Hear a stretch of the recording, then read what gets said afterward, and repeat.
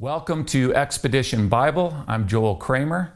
Today we're going to be talking about an inscription that's not very well known but very significant because it provides direct archaeological evidence for Jesus of Nazareth.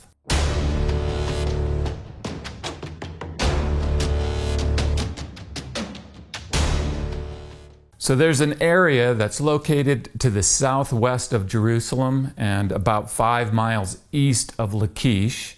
In this area is an archaeological site called Beit Loya. And within the ruins themselves and in the surrounding hills are many, many caves. And it's in one of these caves that has a fig tree growing out of it. You actually have to climb through the leaves of this fig tree to get down into the cave, where you can see on the side of this limestone wall this huge Greek inscription. In fact, there's a shot of me walking between the camera and the inscription that shows you just how big this inscription is. Fortunately, this inscription has been published. It starts with a simple cross, a very early version of the cross, followed by 2 Greek words, all of them in uppercase Greek letters. The first word is a name, and it's translated Jesus. The second Greek word is translated present. So this inscription is translated Jesus is present. There's another cross, a fancier cross, underneath the inscription that is believed to have been added later. The inscription dates to the end of the 2nd century AD, or maybe into the beginning of the 3rd century AD. So we're talking about the late 100s to early 200s AD. Very early inscription. It is at the very least one of the earliest inscriptions mentioning Jesus, possibly the oldest inscription mentioning Jesus. So now, why is this inscription underground in a cave?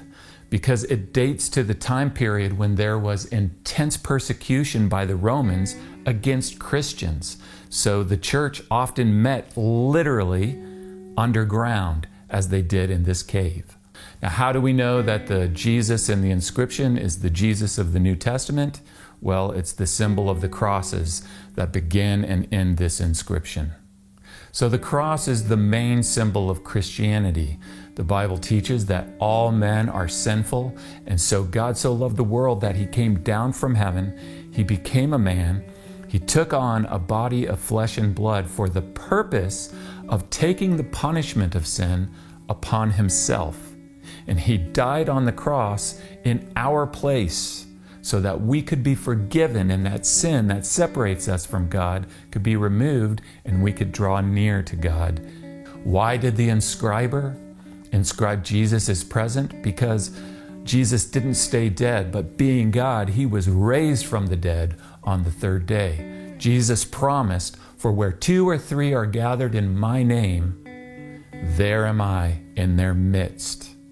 And this cave at Beit Loya is just such a place. Now, I can't tell you how many lectures I've sat through or how many articles that I've read that have made the claim that there is no archaeological evidence for Jesus of Nazareth. And this simply isn't true. This inscription at Beit Loya isn't the only one, but it is very significant because, being around 1800 years old, it provides direct archaeological evidence for the historical Jesus.